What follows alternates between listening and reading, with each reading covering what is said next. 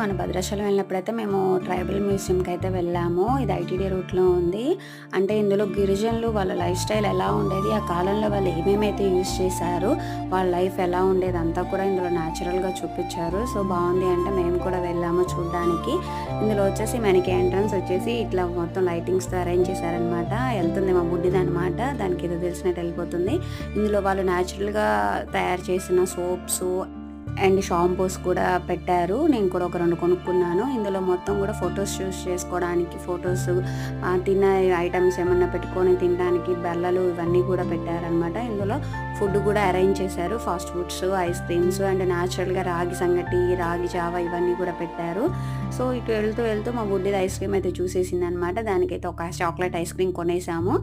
So దానికి ఇస్తే పడేస్తుంది అని చెప్పి వాళ్ళ ఫాదర్ అయితే తీసుకొని ఇచ్చారనమాట. మా బుడ్డిది చూడండి తింటాం తక్కువ ఫోజులు ఎక్కువ